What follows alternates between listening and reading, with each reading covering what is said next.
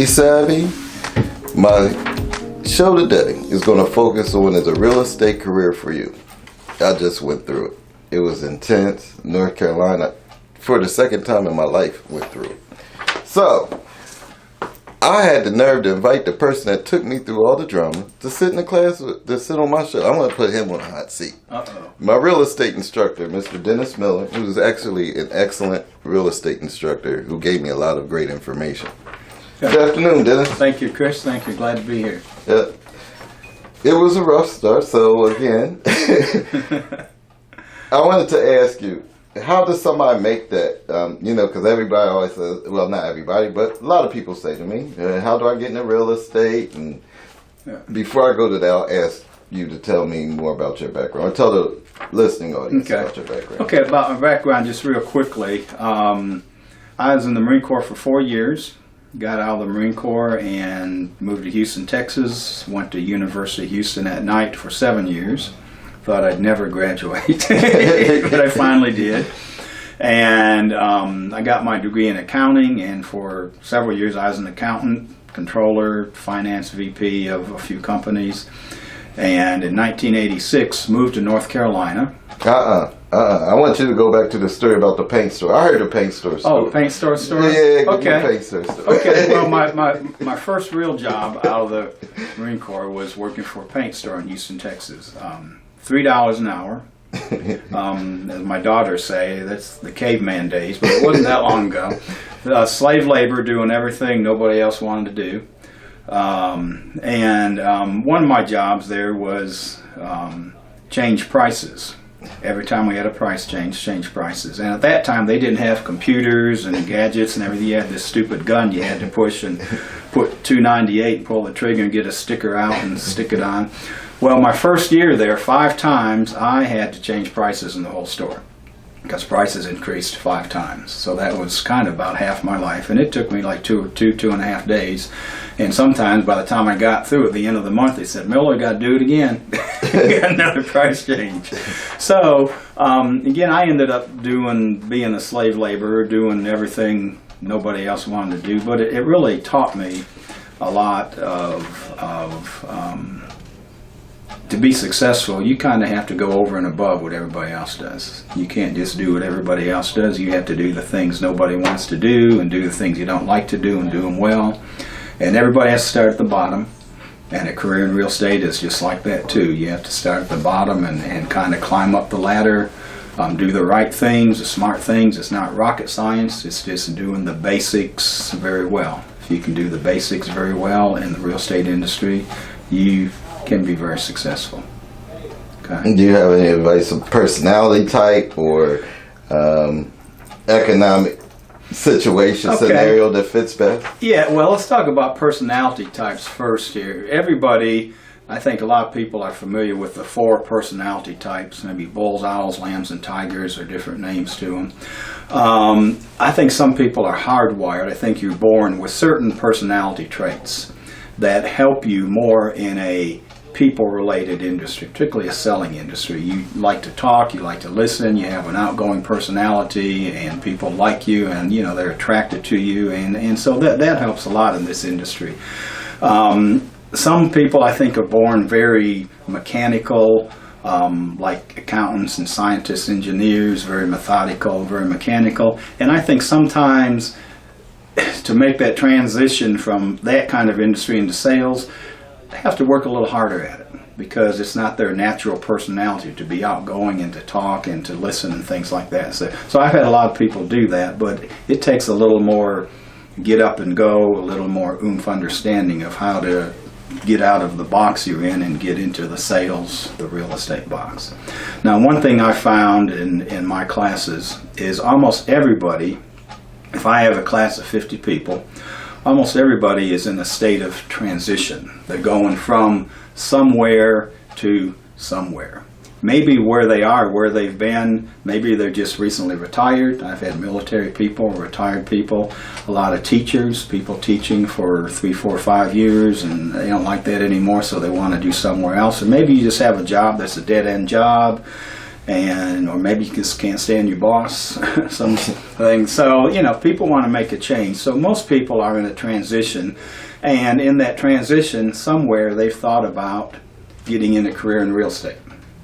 And most of them don't know anything more than the man on the moon. They just know that maybe they had a real estate agent help them and they liked what they did, or maybe they've met some real estate agents and some real estate agents say, hey, if you ever thought of a career in real estate, I think you'd do real well. I've hired a few people that were kind of recruited that way. The transition, so because you're in that transition stage, there's also a transition of going from whatever you're in to becoming a real estate agent. Because generally, when you're a real estate agent, you are on a commission basis, which is tough for most people. It's quite different. If you're used to getting a salary of this or whatever it is every week, 2 weeks, or a month, and then all of a sudden things happen or you don't want to do that anymore and you get into real estate and you go to work for a firm and they'll say, we're on a commission basis. When you sell something, you get paid. If you don't sell anything, you don't get paid. Right. So that's kind of, different people can make that transition easier than others, but our suggestion is, and most financial people will say, you probably need at least 6 months of income saved up or have those resources somewhere so you can live reasonably for 6 months without starving yourself or going into debt or without any minor or major financial problem. Because it takes a while. It generally takes a couple of months to get the kinks out, and then you have a sale and it takes 1, 2, or 3 months to close. So somewhere between that 3 and 6 month mark is where you're going to see money coming in. So you have to be able to kind of overcome that hump, and that's scary for some people. Let me go back to where you were when I you digress for a minute. So how did that happen for you? You came to North Carolina. That's where I stopped you. Okay. I came to North Carolina. I worked for a furniture company in Salisbury. I was their finance VP or chief financial officer. And after 3 years, the company was sold twice and was on the verge of being sold again. And I just didn't want to go through that road again. So I came home early one day, about 2 o'clock, drove in the driveway and walked in the house, and my wife said, you're home early today, how come? And I said, I had a great day today. I quit. And not the best thing to say, as you can guess. So we had a discussion about that, and she was probably much more than I was. She said, what are you going to do? And I said, well, I want to go into sales. I mean, I've always had this sales personality, and I have, these salespeople in the first, they make a lot more money than I do, so I'm going to go into sales. She said, well, you've never sold anything in your life. And I said, I know, but I've read every sales book, and I think I can do it. So I kind of started interviewing in the sales area, and nobody would hire me because I hadn't sold anything.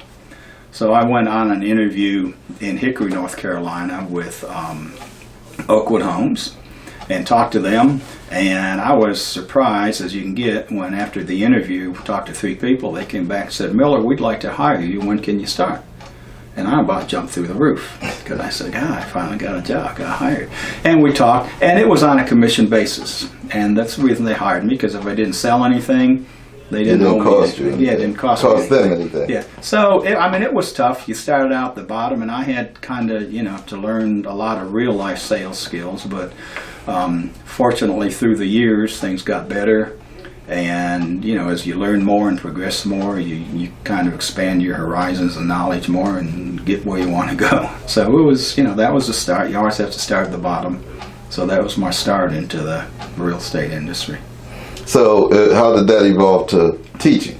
How did that evolve to teaching? Well, I knew the first night at University of Houston, my first accounting class was from 6 o'clock to 7:15. I knew. Good memory. I can't remember. I knew when I walked out of that class that I wanted to be a college professor. I just knew it the first night.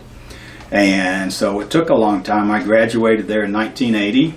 And in 1982, still working for the oil company and things like that, I started teaching at some colleges. And through the years, I've taught at several colleges and universities on a weekend night. Or now I actually teach at 3 colleges online. So I don't have to go anywhere. I can do it online too.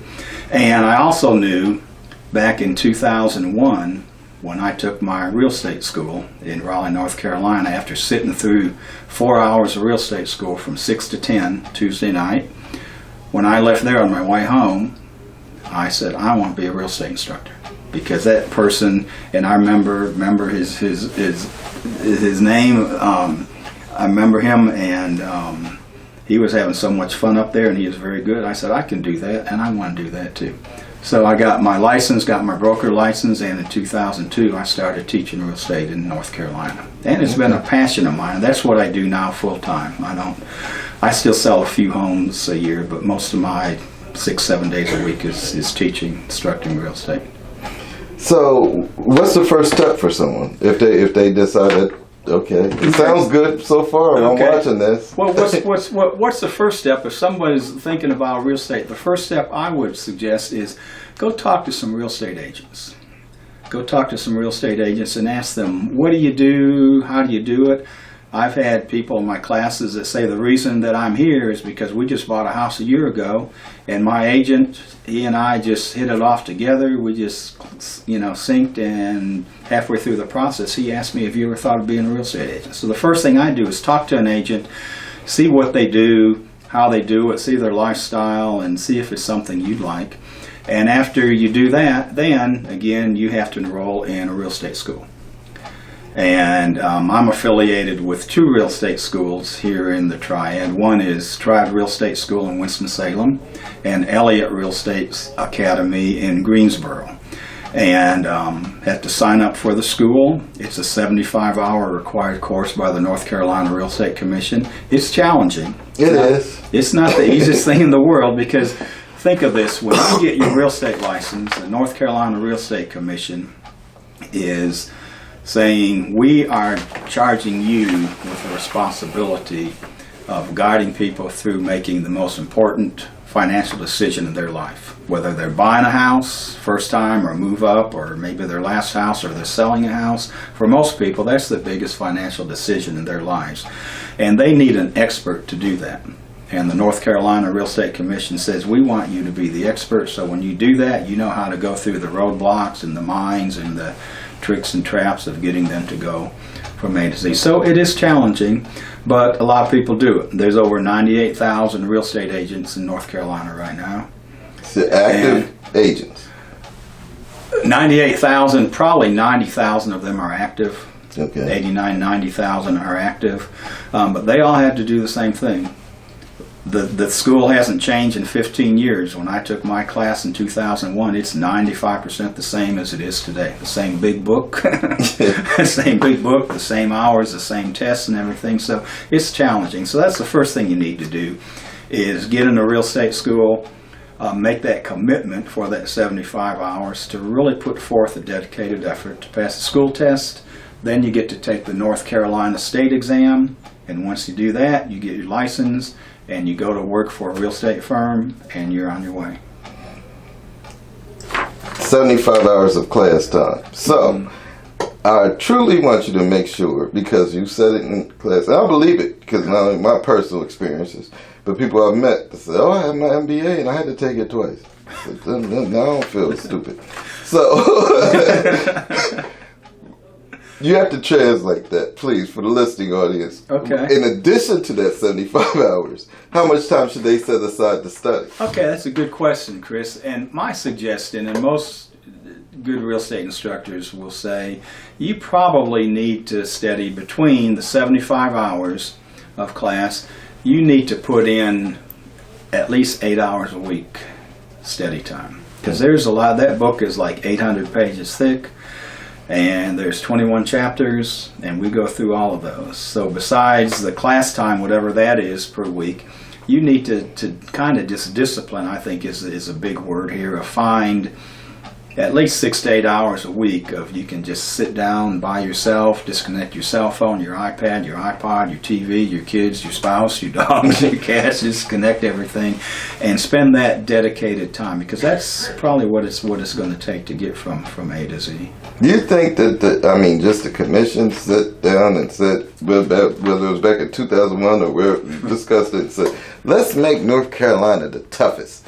Because he said, I'm saying that funny, but this ranks up there in the hardest real estate exams, right? Yeah, well, North Carolina is probably among the top 3 states to get your real estate license. All of them are tough to a degree, but North Carolina is probably a little more tough because of the 75 hours. Classroom, they don't have any online pre-licensing. You have to go to class. Some states you can get your license online, which is fine. I don't see our commission ever doing that, going to online. That was going to be my next question. Do you think that would ever evolve? No, I don't think they will, because kind of think of it this way. If you broke your arm and had to get your arm fixed, and you went and saw a doctor, and you're sitting in his office looking around, and you see his medical doctor from University of this state, online degree. How comfortable would you feel versus going and sitting in some office, say medical degree, Wake Forest University, with all these Phi Beta Kappa and all these things? Well, you probably want to go to the Wake Forest University person versus the online degree from some state. And I think that's the way the commission looks, because, again, a lot of responsibility, a lot of knowledge, that you just get from a classroom. You have great instructors and great students. You learn a lot just by talking to the instructors. So, yeah, I don't ever see us going to an online pre-licensing courses. There's different licensing, as far as appraisers or salespeople. Could you tell me a little bit about that? Yes. When you attend school, pass the school exam, 75 hours past the school exam, take the state exam, you become what is called a provisional broker. North Carolina is a broker state. You're a broker license on provisional status, which means you're still learning. Then you go and work for a real estate firm, and once you go to work for a real estate firm, you have 3 years to take what are called post-licensing courses. There's 90 hours of post-licensing education, and that 90 hours gets you from a provisional broker to what's called a full broker. So once you pass that 90 hours, within 3 years, you become a full broker, and that's when you become more independent. That's when you can actually, if you want to, you can go become what's called a broker in charge, open your own firm if you feel like doing that, or become a broker in charge of one of the other firms and kind of manage the firm. A lot of people like to do that. But you have to take that 90 hours within 3 years to get that provisional status removed. And there's a lot of education. It's at least 30 hours a year. Not as intense as a pre-licensing course, but it's still a lot of information taught by very, very well experienced instructors. This seems to be, interest rates have stayed low, consistently low. Mm-hmm. They say, just from watching the news, I'm not experienced it yet myself, that the economy is doing excellent. Mm-hmm. How has that affected, you taught in class how Raleigh is so hot, and I know for a fact Charlotte has got to be hot, because I have so many friends that moved from up north to go there. Mm-hmm. Well, yes, there is, for the most part, I think everybody knows what happened in 2007 and 2008 in this industry and many other industries. The about fell off the face of the earth. Everything was going almost straight up 2006, and then 2007 hitting halfway through, it just kind of fell off for a lot of reasons that we probably may not have anything to do with. But for the most part, most areas have risen back up and are at least equal to or above the 2006. As an example, there's a economic statistics called leading market indicators, which a bunch of economists get together, and if you look at Raleigh, North Carolina and Charlotte, North Carolina, they're above the national leading market indicator line. Because in Raleigh, if you list your house today, everything's in order, the price is right, and everything, you're probably going to have 8 to 10 offers in a week, and they're going to be full price or better offers. Charlotte is not too far behind. Charlotte's right on the tail too. And that's a good, healthy economy. When you don't think there's any trouble of going back to 07, 08? I don't. Because those are maybe just because those are individual markets, not a national. Yeah. Well, I think one thing happened in that financial collapse was called the subprime market, where builders and lenders loaned billions of dollars to what are called people that didn't have A credit, maybe B, and there's nothing. Not everybody has perfect credit, but they kind of extended themselves to subprime credit, and that caused a lot of issues. That was a big part of the collapse.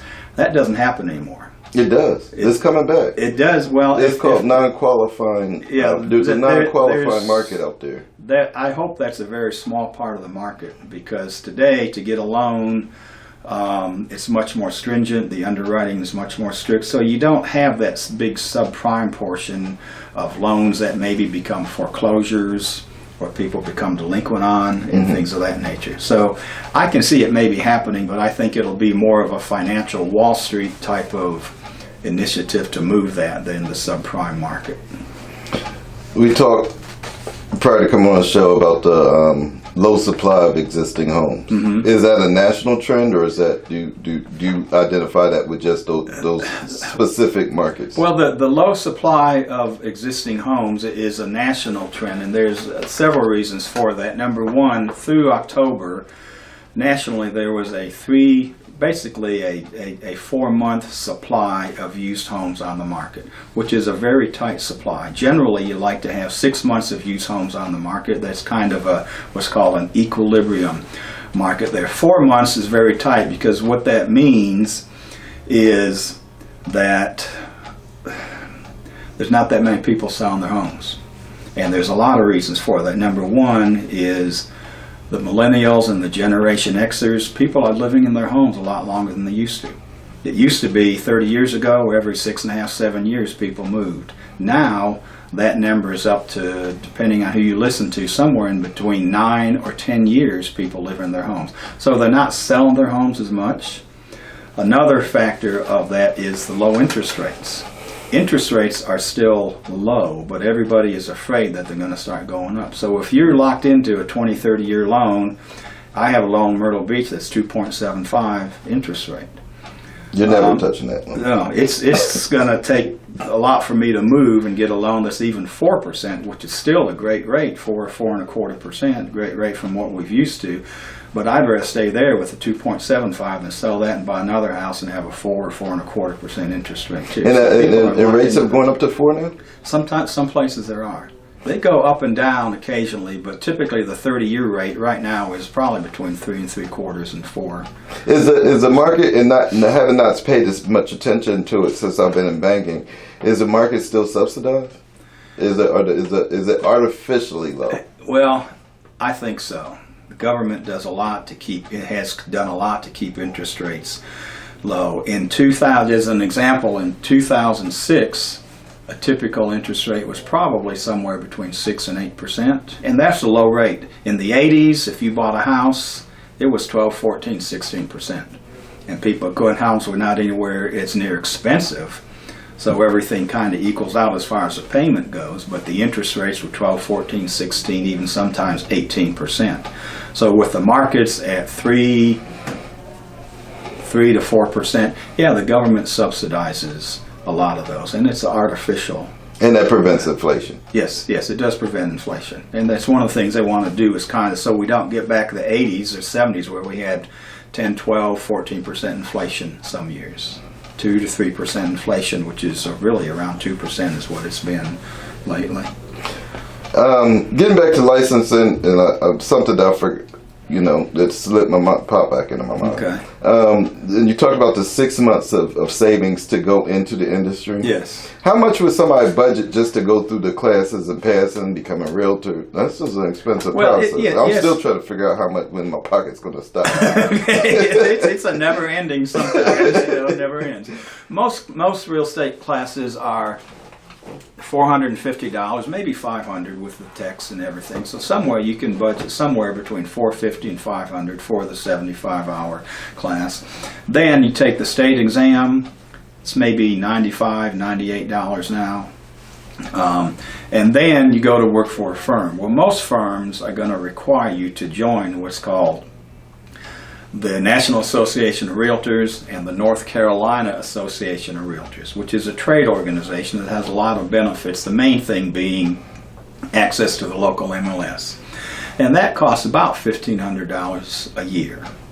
For the and to join Board of Realtors Yes. and the MLS. Yes, yes. Not you're not including the cost that you just said, the other 500. No.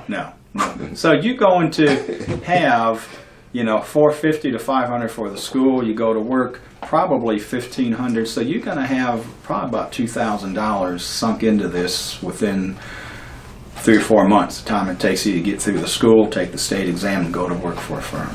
And then most financial experts, and I agree with this, suggest that since real estate is generally a commission basis, you need to have probably 6 months living costs saved up, so you know that you can live comfortably for 6 months without upsetting anything, because it may take you a month or two to get your first sale, 2 or 3 months to close. So generally the first 3 months you may not see any money coming in, but after that, if you get off good and get to a running start, month 4, 5, or 6, you'll start getting a pipeline going, and then you'll start replenishing those funds. But probably 6 months living expenses is a very realistic thing to plan for. Is there anything else that we haven't talked about the industry, and you've given a lot of great information that I haven't asked you that you'd like to talk about? Well, yeah, a couple things, Chris. Number one is in 2016, the average age of students in real estate classes was 29 years old. A big change. 10 years ago, the average age was about 37 or 38 years old. So the last 10 years, we've seen a big influx of younger millennials, Generation Xers that maybe think differently than you or I do, but they want to get in the industry at a very young age. I'm Generation X. Okay. No, you missed this. Maybe Y. It was Y. Generation Y. Yeah, Generation Y. Okay. But I have a class now of 44 people in it, and probably 10 of those, I would say, are in their very early 20s, maybe right out of college. A couple of them are still in college, too. So people are starting to maybe see the attraction of this industry at a much earlier age and going into it. And with the millennials, and particularly with the electronics and all the electronic world today, the industry has had to adapt quite a bit to the younger generations coming in, so they can get out and work on their cell phones, their iPads, and not even have paper anymore. So that's one thing that the younger generation is going through. The other thing is real estate, I think, is the best industry there is. I was in my mid-career, really, or almost in my mid-career, when I made that transition to get into real estate. And it took a while, but it's the best thing I've ever done. And if people get started in that and get cemented in, say before they're 30 years old, get their license, mid-late 20s, and 30 years old, get going, they can have a tremendous career. Tremendous career they like, that has a lot of freedom. You have to have an entrepreneurial spirit, because you're not going to have somebody kicking you to be there at 8 o'clock and lunch from 12 to 1 and all this stuff. You have to be able to manage your time and be able to have all those disciplines. But this industry is, I think, by far the best industry. With almost 100,000 people in North Carolina having licenses, that's a bunch of people that are involved. And I was going to go back to that when you said the numbers and the age groups. Do you foresee it becoming a saturated market of real estate agents? Do I see it becoming a saturated market? And my answer to that would be no.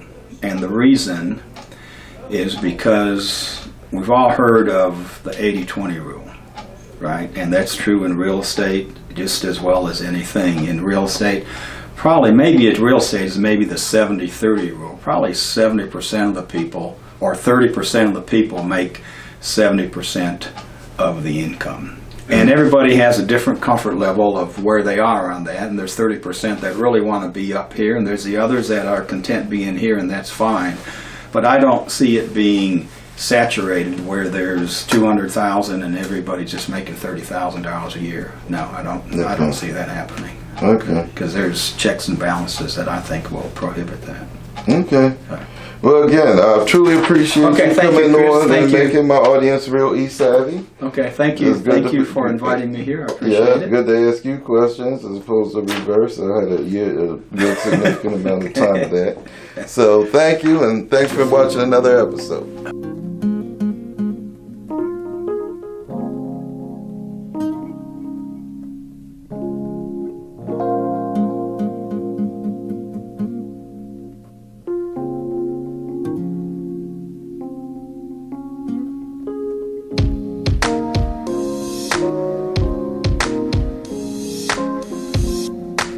close into my dreams.